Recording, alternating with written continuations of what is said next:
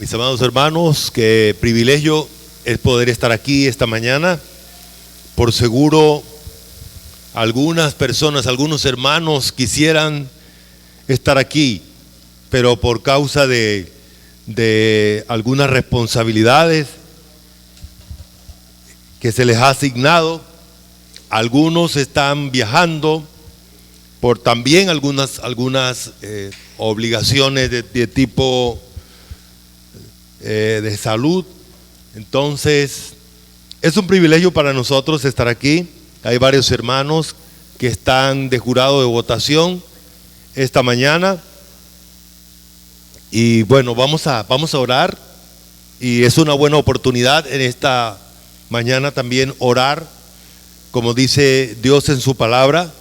Dice que oremos por todos los hombres, por los reyes y por los que están en eminencia. La verdad es que Dios en su palabra nos muestra que Él es quien administra toda su creación y asigna responsabilidades administrativas a los seres humanos que, aunque están en su condición de muertos en sus delitos y pecados, también entonces tienen su responsabilidad. Oh Señor, en esta mañana queremos agradecer tu gracia y misericordia. Queremos agradecer el privilegio grande que nos das de conocerte, y como dices tú en tu palabra, todos los habitantes de la tierra son considerados como nada, y tú haces tu voluntad en el ejército de los cielos y en los habitantes de la tierra, y das el reino a quien tú quieres. Pones a gobernantes, pones a personas en los distintos escaños de nuestra sociedad, y es por tu infinita misericordia, por tu infinita gracia, por tu administración, y también, Señor, porque tú tienes un plan perfecto, como dices tú en tu palabra. A esas personas, Señor, que estás o que has ubicado en las distintas áreas de nuestra sociedad, te pedimos, Señor, que también los uses para cumplir el propósito tuyo al establecerlos allí, como dices en tu palabra, para que ellos castiguen al malo y también protejan al ciudadano normal. Te queremos suplicar hoy por nuestra patria, ya que estamos en esta jornada electoral. Sabemos, Señor, que vas a poner en los distintos puestos a quien tú, Señor, has determinado, y oramos que tu iglesia pueda tener la tranquilidad, el reposo de saber que tu administración va más allá de aquellos pequeños seres humanos que van a ocupar ciertas funciones civiles. Y te pedimos, Señor, también que nos permita glorificarte y ser anunciadores de tu palabra con nuestra boca y también con nuestra manera de vivir, Padre. En el nombre de Jesucristo te queremos suplicar por nuestros hermanos que están sentados en estos momentos en las sillas de los puestos de votación. Guárdalos, Señor. También te queremos pedir por nuestra patria para que controles, para que restrinjas la maldad, Señor, en este día y siempre. Aún oramos por quienes están viajando, por quienes están enfermos, para que tú obres de acuerdo a tu gracia y misericordia. En Cristo Jesús. Amén. Bien, hermanos, esta mañana quiero invitarles a comenzar un estudio en este capítulo 8. Hay pasajes de la Biblia que son muy contundentes. Capítulo 8 de Romanos. Y este capítulo 8 nos muestra que los creyentes, los hijos de Dios, no nos cansamos de decir, hermanos, lo más importante para un ser humano es verdaderamente ser un hijo de Dios, ser un creyente de verdad, ser convertido de verdad, nacer de nuevo. En fin, todo lo que implica, según la Escritura, todo esto. ¿Por qué? Porque solo así podrá estar en la eternidad con Dios. Y solo así hoy puede tener verdadera relación con Dios.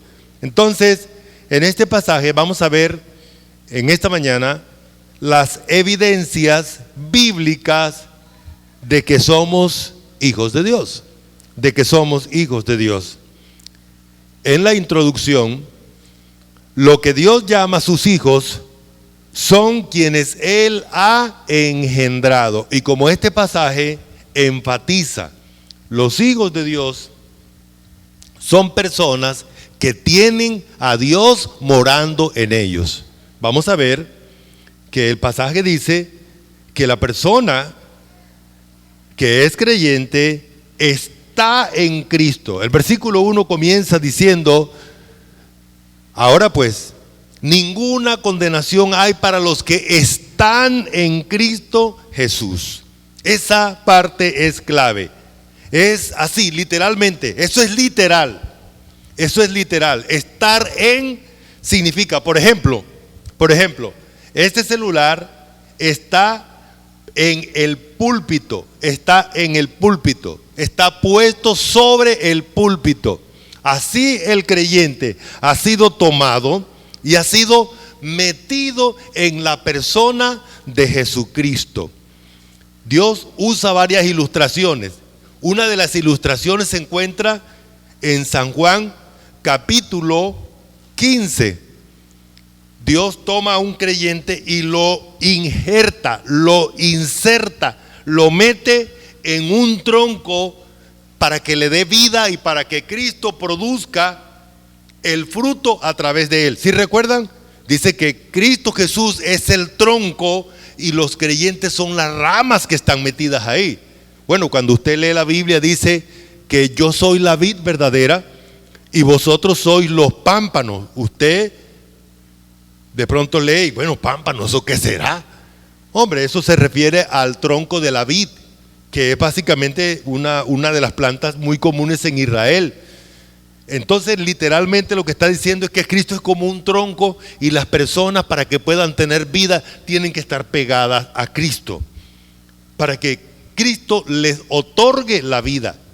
Y es por estar en Cristo. Esa expresión es muy común en el Nuevo Testamento, en las cartas, porque el creyente ha sido tomado y ha sido puesto en la persona de Cristo, de tal manera que el creyente tiene la santidad de Cristo, tiene la vida de Cristo, tiene al papá de Cristo como su papá, y tiene todo porque está puesto sobre Cristo. ¿Está claro? Esa es la parte clave. Eso es un verdadero creyente, es un verdadero hijo de Dios. Otra vez, no nos cansamos de enfatizar esta parte. ¿Sabe por qué? Porque creemos que muchas personas se acercan a los creyentes, se acercan a la iglesia y se acercan a Cristo, por supuesto, pero no llegan a tener el vínculo, no llegan a estar puestos sobre Cristo. Mi familia es un ejemplo de esto. Nosotros crecimos bajo la orientación de mi abuelo y mi abuela. Ellos comenzaron a llevar a sus hijos a la iglesia y luego a los nietos. Y usted habla con alguna de mis tías y usted pareciera que estuviera hablando con un creyente, porque ellos tienen un lenguaje que toda la vida escucharon y como si fueran creyentes, pero realmente no lo son. Realmente no lo son. Entonces se puede tener la cultura evangélica y no tener al verdadero Dios puesto en uno. Bueno, entonces seguimos allí. Quienes Él ha engendrado, quienes Él mora y guía. Eso es clave.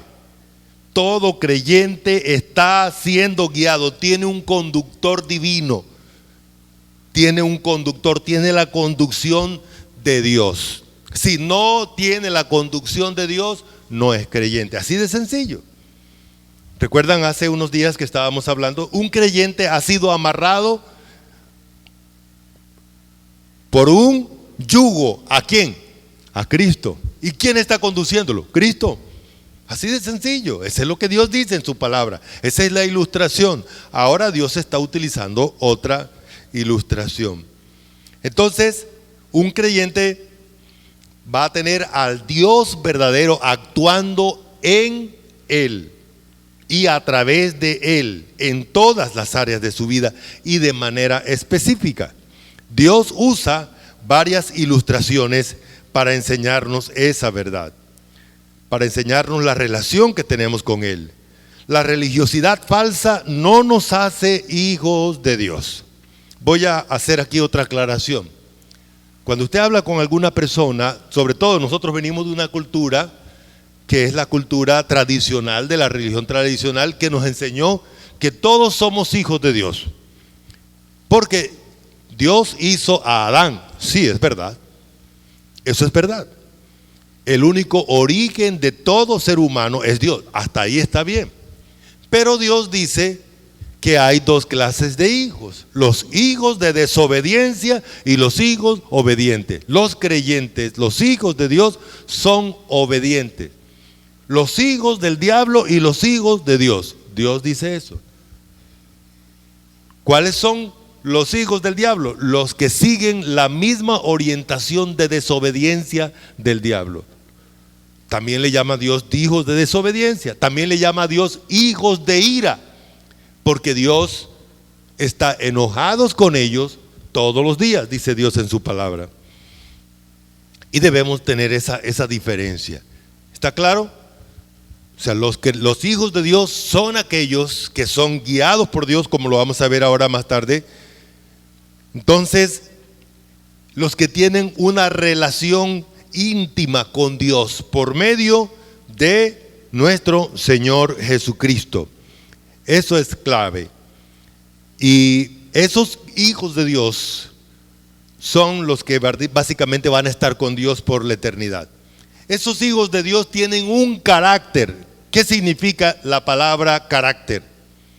¿Qué significa la palabra carácter? Bueno, permítame utilizar esta. Está un poquito arrugadita, pero no importa, no sirve. Ustedes van a leer algo ahí y no van a poder leer nada, ¿cierto? ¿Sabe por qué? Porque de ese lado no se escribió nada. Pero de ese lado, la hoja tiene unos caracteres allí impresos. Tiene unos caracteres allí impresos. Eso es un creyente. Un creyente tiene caracteres impresos. Tiene algo impreso. ¿Qué es eso que está impreso ahí? Cuando Cristo llega a la vida de nosotros, Cristo nos imprime su santidad. Cristo nos imprime su justicia, su verdad. Él forma en nosotros su carácter.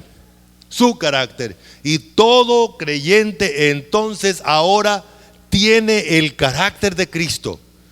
Llega el Espíritu Santo y también nos imprime. Dios viene y nos imprime al Espíritu Santo, lo pega, lo mete al creyente, y el Espíritu Santo también imprime en el creyente cosas. Por ejemplo, Gálatas capítulo 5 dice que el Espíritu Santo imprime 9 características y le llama su fruto. ¿Sí recuerdan?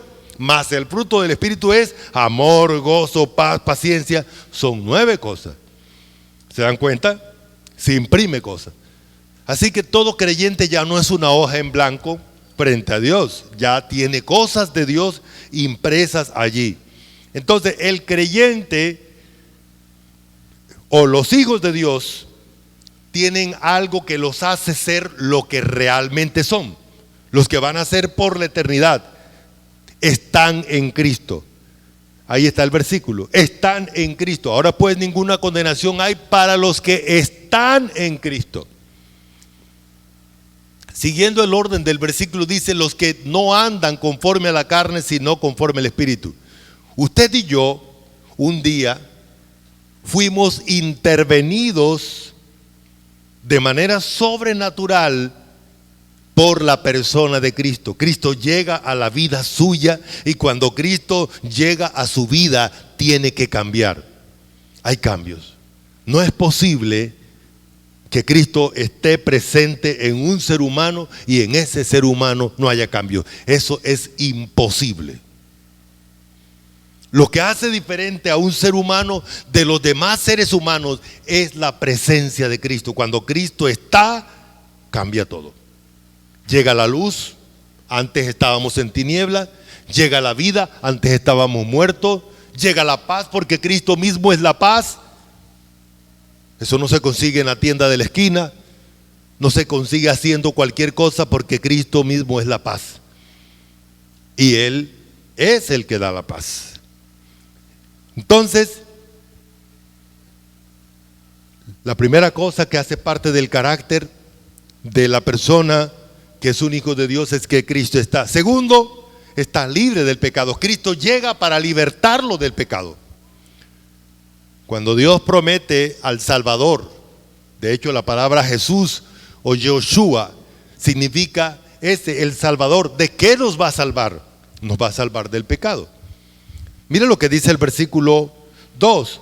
Porque la ley del Espíritu de vida en Cristo Jesús me ha librado de la ley del pecado y de la muerte. Porque lo que era imposible para la ley, por cuanto era débil por la carne, Dios, enviando a su Hijo en semejanza de carne de pecado, condenó al pecado en la carne.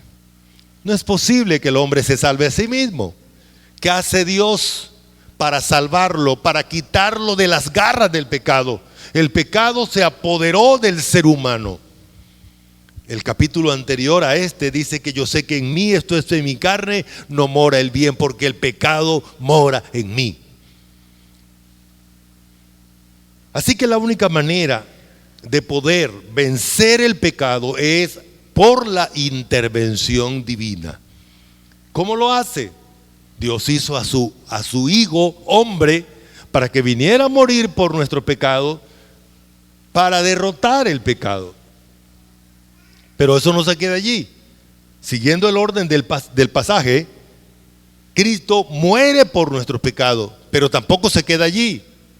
Cristo viene a morar en nosotros para combatir Él personalmente el pecado que todavía hay en nosotros. Por eso termina el capítulo 7 diciendo: miserable de mí, ¿quién me librará de este cuerpo de muerte? Gracias a Dios sean dadas por Jesucristo. Y para combatir el pecado, Cristo viene personalmente. Y no viene solo. Viene también el Espíritu Santo. No porque Cristo no puede, sino porque Él cumple unas funciones. Y el Espíritu Santo cumple otras funciones en nosotros. Y llega el Espíritu Santo también para combatir esa naturaleza perversa, que Dios no la extingue de una vez, para que haya en nosotros un conflicto. Y ese conflicto es el que nos lleva a depender de Cristo, a declararnos derrotados por nosotros mismos. No somos capaces nosotros. Pero como dice en Gálatas capítulo 2, con Cristo estoy juntamente crucificado. Y ya no vivo yo, mas vive Cristo en mí. Y lo que ahora vivo en la carne, lo vivo en la fe del Hijo de Dios, el cual me amó a sí mismo. Me amó y se entregó a sí mismo por mí. Todo creyente va a experimentar ese conflicto. Hay una naturaleza en él pecaminosa que no se le puede dar ninguna clase de posibilidades de manifestarse. Ella está ahí. Y por esa razón Dios nos ordena que no le hagamos, nos cumplamos sus deseos. Vámonos entonces a la letra C. Todo creyente, todo hijo de Dios verdaderamente tiene a Cristo morando o estando permanentemente en nosotros. El versículo 10 dice, ¿me acompañan leyendo? Versículos 10 y 11 dice: pero si Cristo está en vosotros,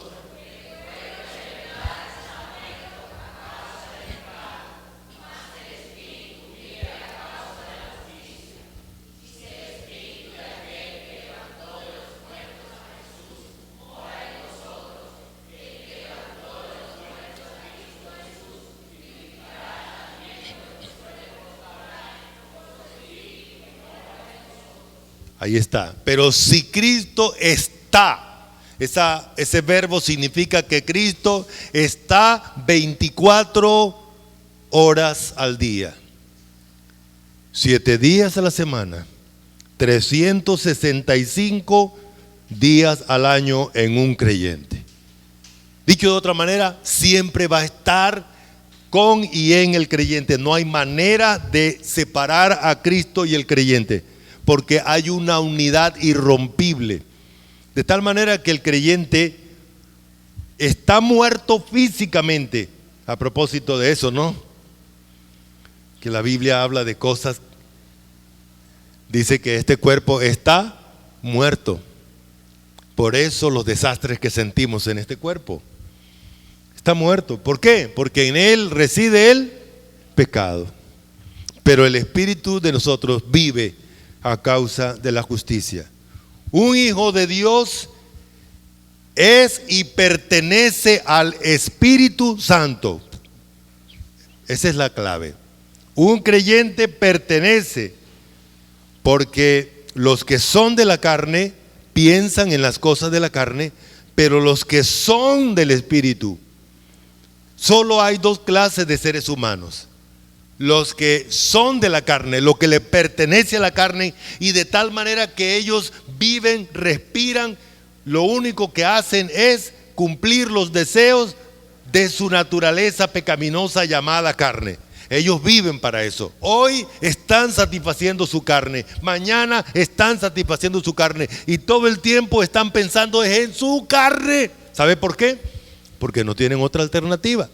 Pero lo que hace diferente a un creyente de un no creyente es que el creyente le pertenece al Espíritu Santo, porque Cristo lo compró para que ahora sea pertenencia de Dios. Miren ustedes aquí, miren. Qué cosa tan maravillosa poder tener este tiempo de adoración a Dios. ¿Qué hace que no nos quedamos en la cama? Por fin llegaron los días un poco frescos y la almohada nos invita, ¿no? Esa cama se vuelve más pegajosa en estos días, ¿cierto? Pero mire, aquí estamos. Y hoy hay muchas razones para que usted no esté aquí, pero es el Espíritu, es la vida espiritual que usted tiene, que necesita.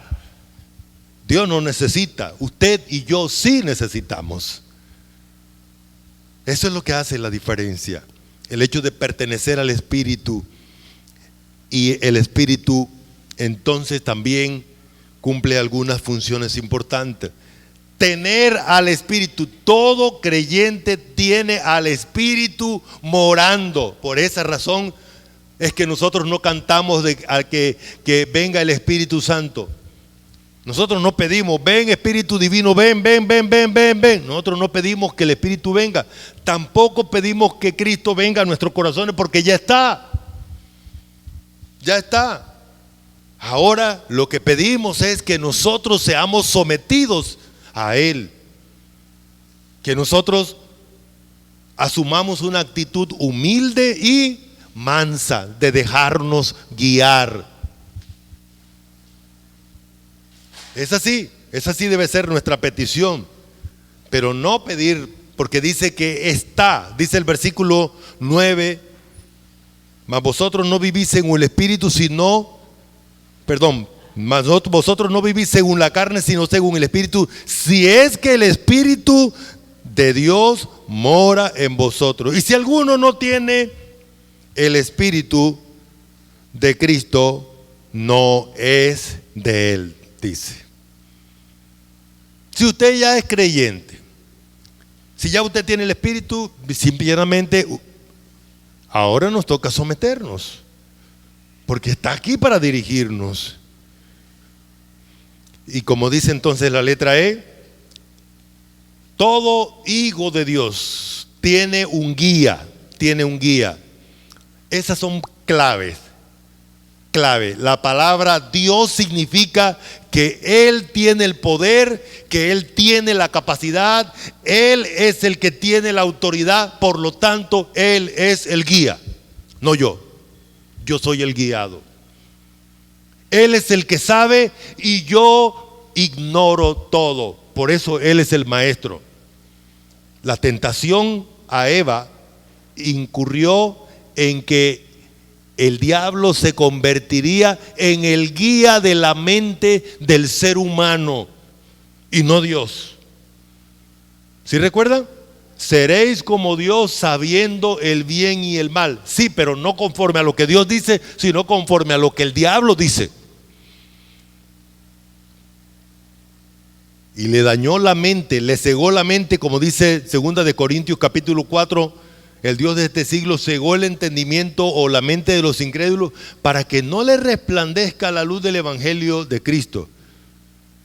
Así que la información que el diablo le da a la mente de los hombres es totalmente lejos de la verdad. Pura mentira, no conforme a Dios. Letra G. Todo hijo de Dios tiene al espíritu de adopción. Bueno, voy a tratar de resumir aquí lo que significa el espíritu de adopción.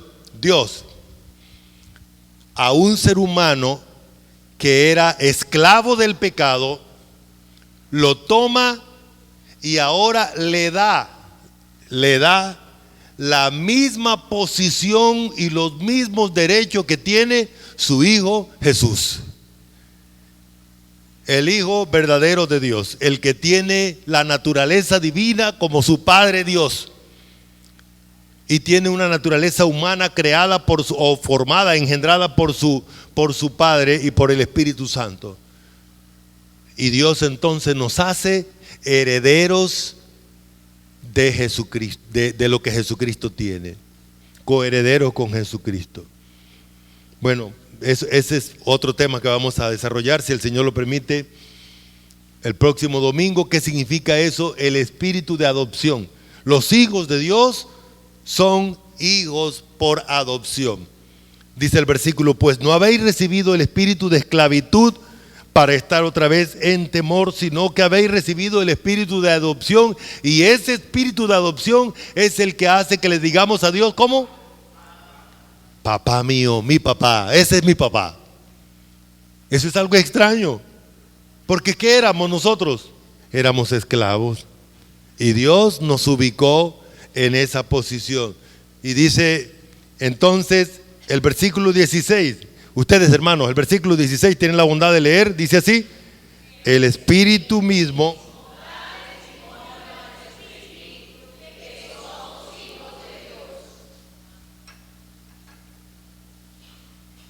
¿Por qué somos hijos de Dios? Porque Dios nos hace sus hijos. ¿Quién nos dice que somos hijos de Dios? Dios mismo. Ahora yo le pregunto a usted, ¿usted qué es?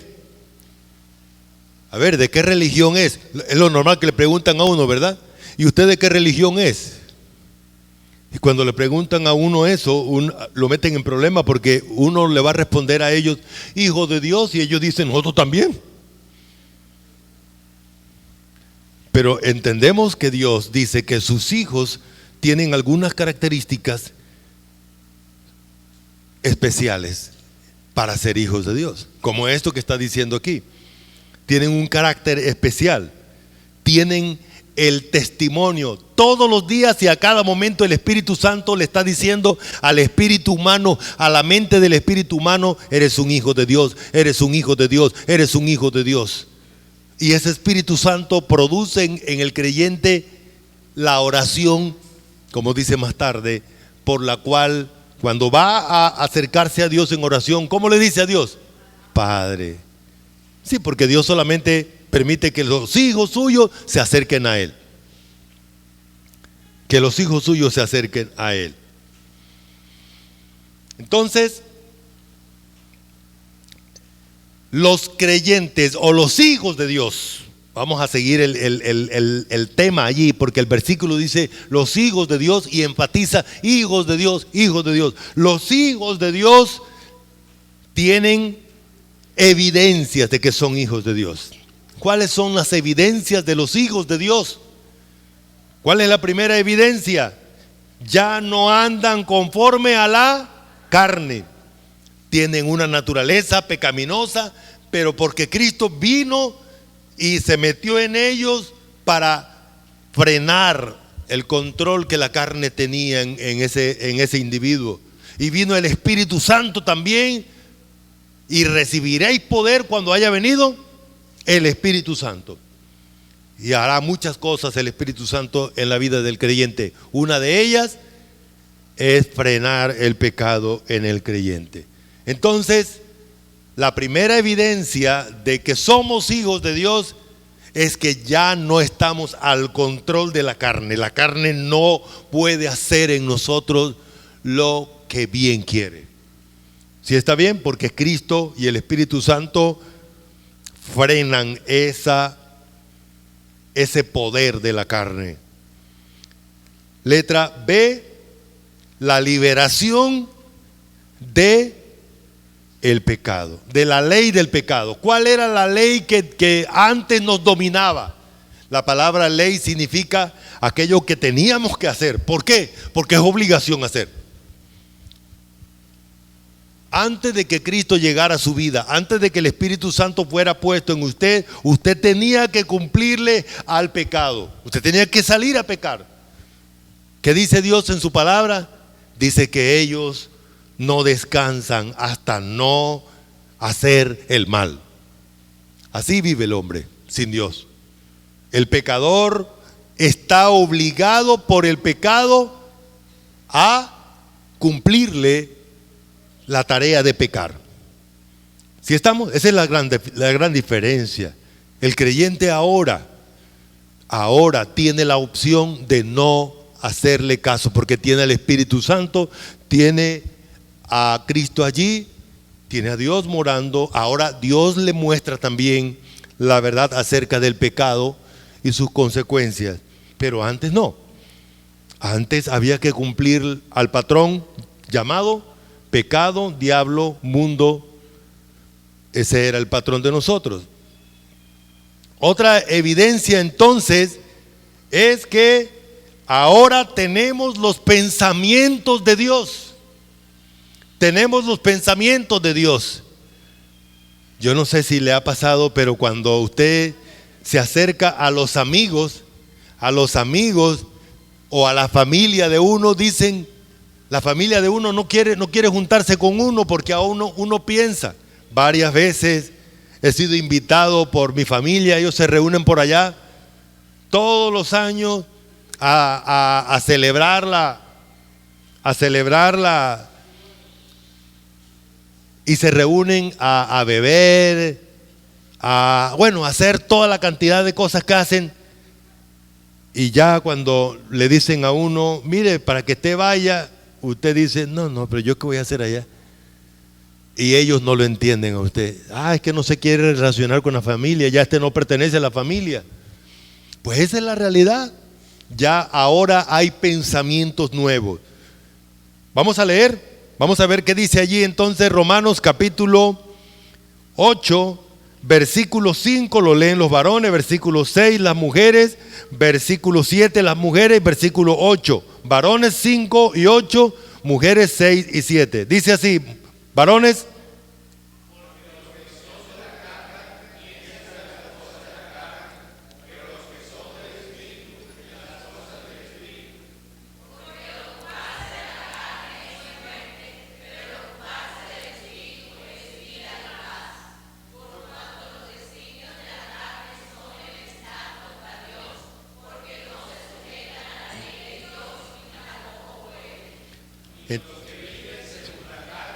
no pueden agradar.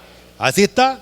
Los que le pertenecen a la carne, los que viven según la carne, ellos no pueden agradar a Dios. Pueden ser muy religiosos, pero no pueden agradar a Dios. ¿Por qué? Porque para agradar a Dios se necesita un proceso que comienza en la mente. Y es lo que hace Dios. El Espíritu Santo llega al creyente y comienza a traer a la mente del creyente sus propios pensamientos. Por eso dice el versículo 5 que los creyentes, los hijos de Dios, ahora tienen los pensamientos que produce el Espíritu Santo. El Espíritu Santo trae una nueva manera de pensar. Todo creyente tiene eso.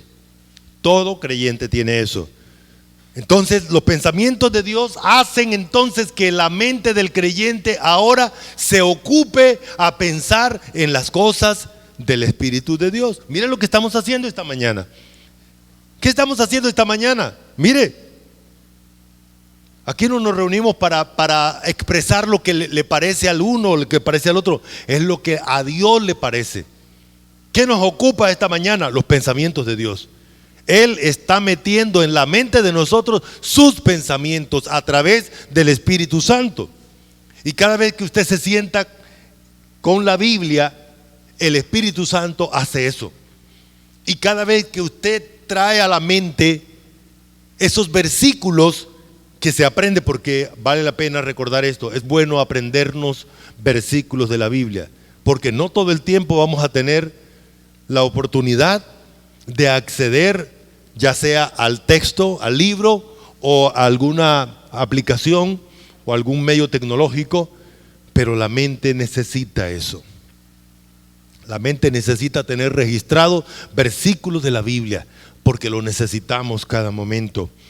Entonces, eso es lo que dice allí, ocuparse en los pensamientos, ocupar la mente a pensar en lo que dice el Espíritu. ¿Y eso qué va a hacer? Va a hacer que nosotros podamos tomar decisiones bajo la dirección del Espíritu Santo.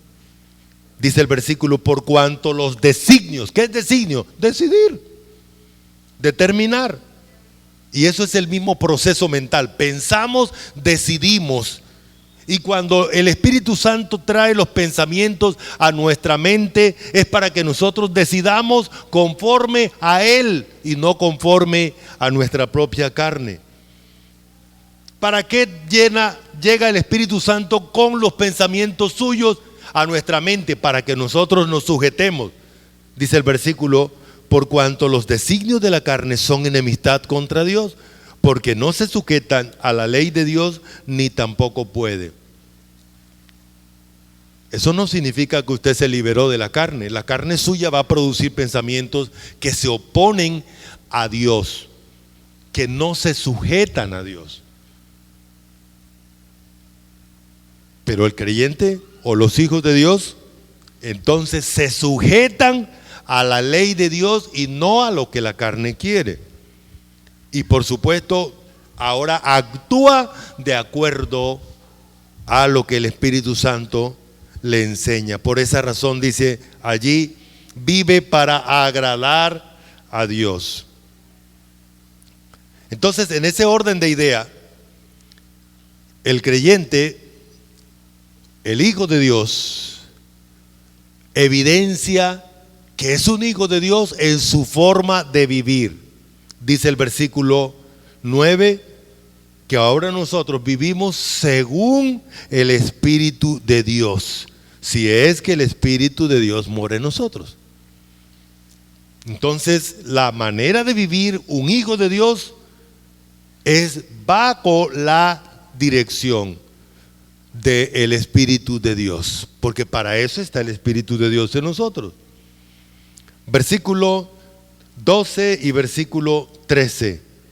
Dice el versículo 12, vamos a leer juntos, dice, así que hermanos, deudores somos, no a la carne, para que vivamos conforme a la carne. Porque si vivís conforme a la carne, moriréis. Mas si por el Espíritu hacéis morir las obras de la carne, viviréis. O sea,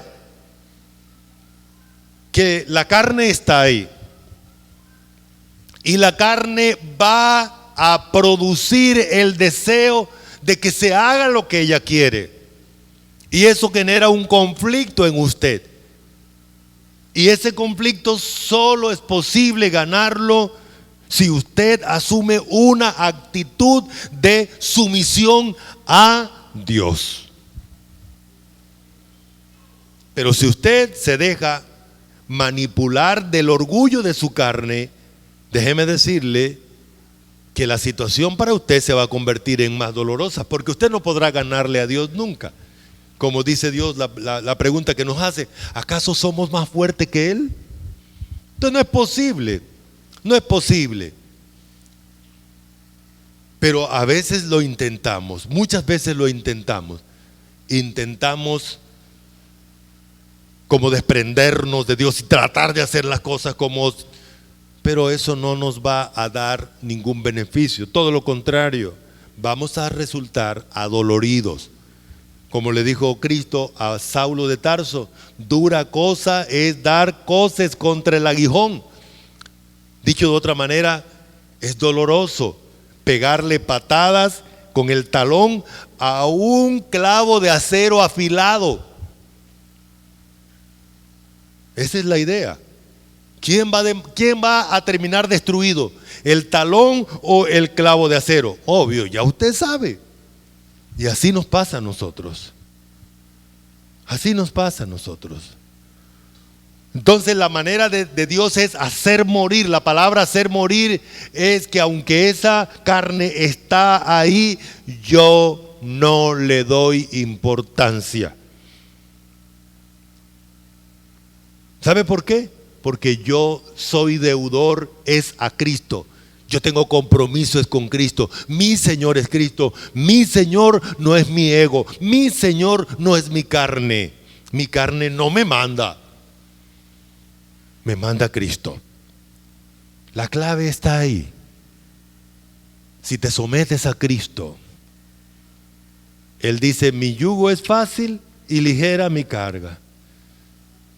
Pero cuando sentimos que la carga de Cristo es dura, cuando sentimos que el yugo de Cristo nos talla, cuando queremos jalar nosotros por nuestra propia, porque por ahí es donde yo quiero meterme.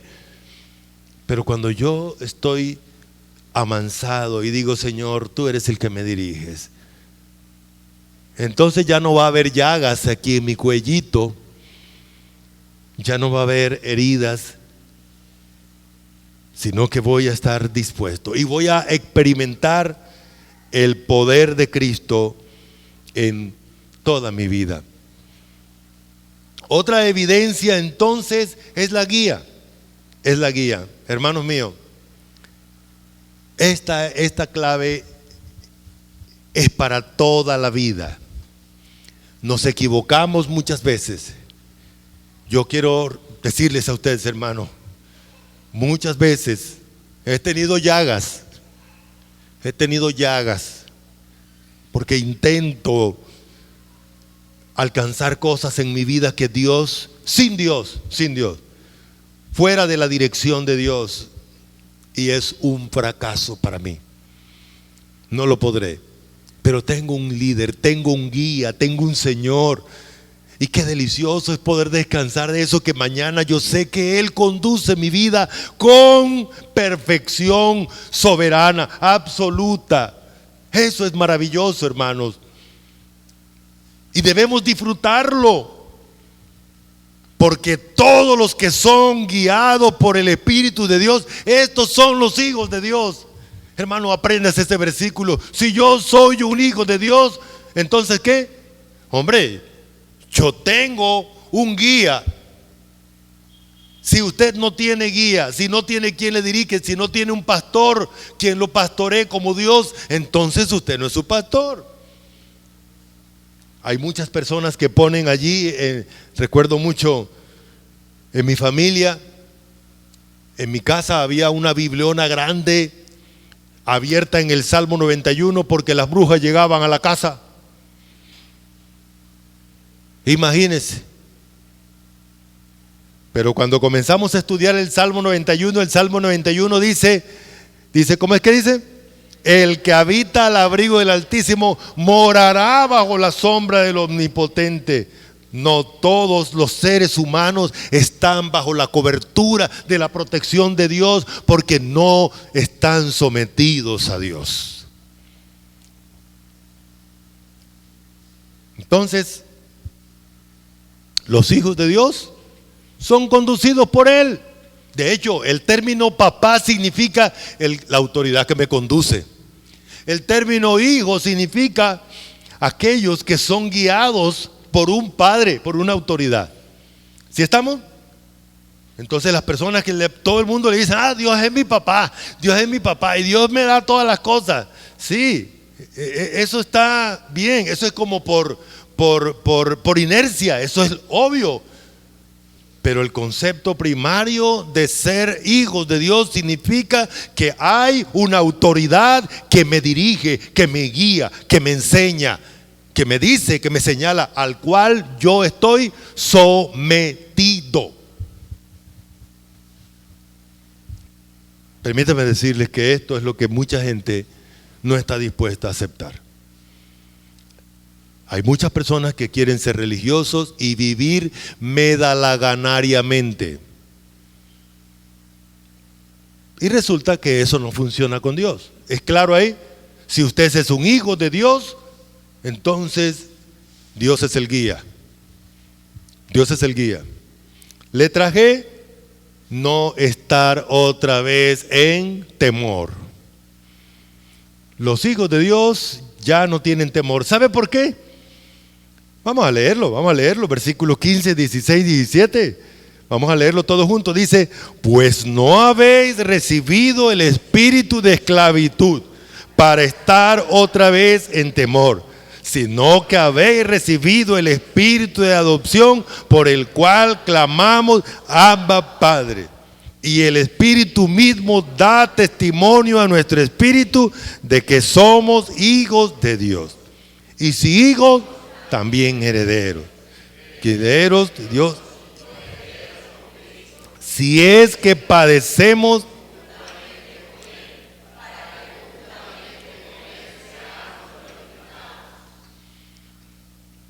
primero, ya no tenemos temor. ¿Por qué? Porque el espíritu de temor es el diablo y sus secuaces. Hebreos capítulo 2 dice, versículo 14, que así como los hijos están hechos de carne, Cristo también tomó carne para destruir por medio de la muerte al que tenía el imperio de la muerte, y por medio del temor a la muerte, entonces mantenía la esclavitud. El diablo usa un sistema, es el miedo, el temor, el terror. Mire, ese es lo mismo. Todos los hijos del diablo usan la misma estructura. Miedo, el temor.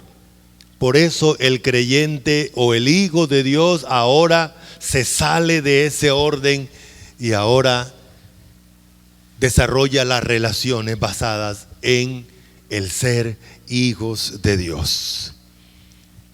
El ser hijos de Dios. ¿Eso qué nos da? La posición. Ahora nos basamos en la posición de hijos de Dios. El hijo de Dios entonces tiene el espíritu de adopción allí, y como le dije que eso no es para hoy, entonces vamos a dejarlo para el próximo domingo. El espíritu de adopción por el cual clamamos, Abba, Padre. Otro es que nos quita el temor, es que, hermanos míos, tenemos una herencia segura, y eso nos quita el temor. Hermano, usted no tiene necesidad de tener miedo. El Señor Jesús le dice a los discípulos, no tengan miedo. ¿Sabe por qué? Porque yo me voy y voy a prepararles lugar para que donde yo esté, ustedes también estén. En la casa de mi Padre, allá es el lugar. Amados míos, qué bonito es oír a Dios. Cuánto refrigerio siente nuestro espíritu en esta mañana con su palabra, ¿cierto? Cuánta fortaleza en nuestro hombre interior al oír su palabra. Vamos a orar. Y quiero animarles a cada día disfrutar de esa relación de hijos de Dios que usted tiene.